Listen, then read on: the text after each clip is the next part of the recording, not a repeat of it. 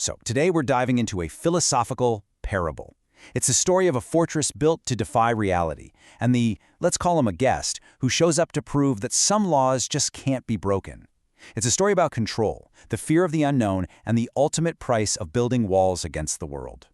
We're going to start with the voice of the fortress itself, the gilded cage. And right away, you can tell this isn't just a building, right?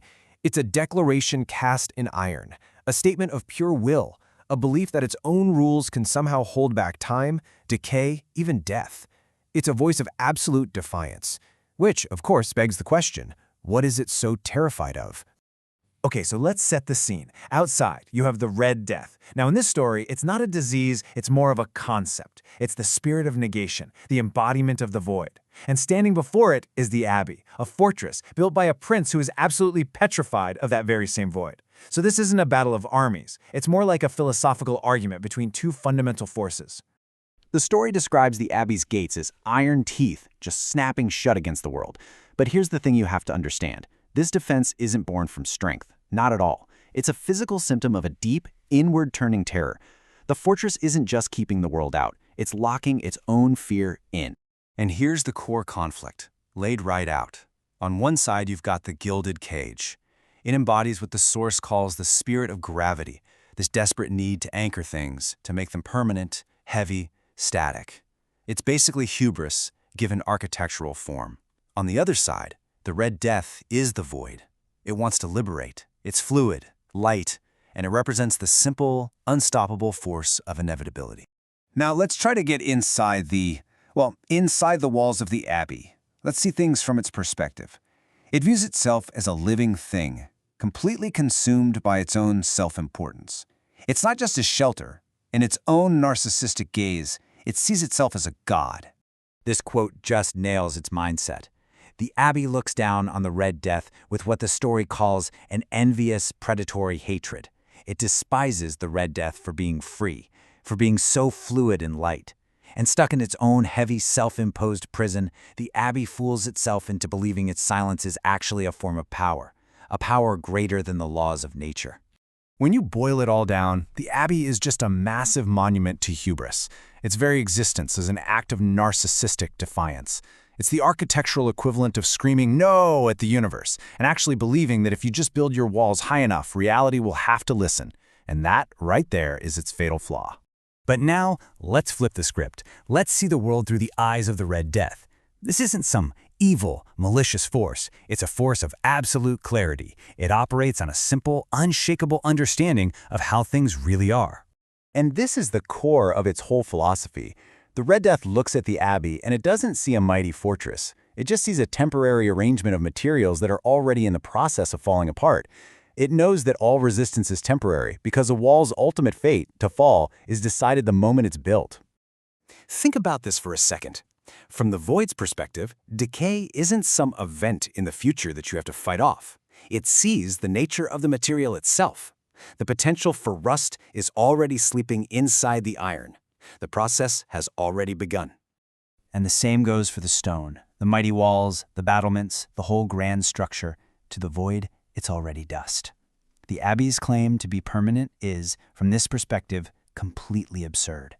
It's like a kid's sandcastle arguing with the tide. And here we get to the great paradox of the story.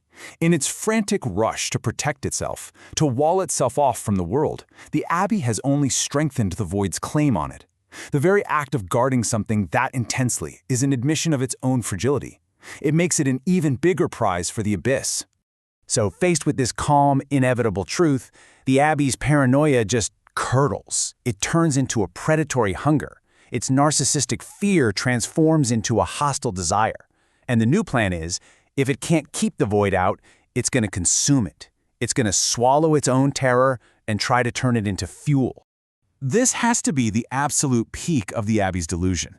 It starts seeing its 7 luxurious rooms not as party spaces, but as the organs of a great beast, digestive chambers ready for a guest. It genuinely believes it can trap negation itself, digest the concept of nothingness, and use that to power its own eternal life. It's wild. So let's just trace this insane logic. Step 1. Seal yourself off from reality in your own little world. Step 2. Reimagine your gilded prison as a digestive tract. Step 3, plan to trap the actual concept of the void. And step 4, believe this will make you immortal. It's the ultimate example of a will to power that is just curdled into a static, self-defeating trap. And so we reach the climax. The unstoppable force has arrived at the gates of the supposedly immovable object. The Abbey has laid its trap. The guest is at the door. Which brings us to a fundamental question. So, how does it happen? How does the void breach a solid iron wall? Does it smash the gates down, lay siege for 1,000 years? How does pure negation, something with no substance, get past tons of iron and stone? The answer is both simple and pretty profound. The Red Death doesn't use force. That's the Abbey's crude language. Instead, it moves with a lightness that basically mocks the massive weight of the stone. It doesn't break the gates, it just flows through the gaps left by the vanity of the architect, the tiny imperfections in a design so obsessed with its own grandeur that it forgot its own flaws. And with that simple, silent entry, the guest is inside. The moment the Red Death crosses that threshold, the whole dynamic flips. The fortress is no longer a fortress, it's a tomb. The warden is no longer a warden, now he's a prisoner. The Abbey's very desire to trap him becomes the final stage of its own collapse. Inside, the atmosphere is just one of frantic, opulent decay. The air is thick with the smell of old perfume, trying to mask the rot. And you can hear the shrill, desperate laughter of the doomed. The walls themselves seem to pulse with a sick, unhealthy vitality, a kind of life that only thrives by shutting everything else out. It's the sound of a party at the end of time, a final denial of the guest who has just walked in.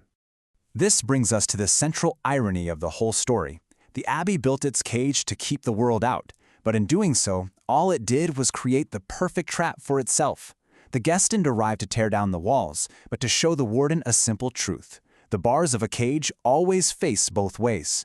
The warden is now locked inside with the very thing it feared the most. And this is the final, chilling image. The Red Death is inside, walking among the partygoers. And behind him, the iron teeth remain shut.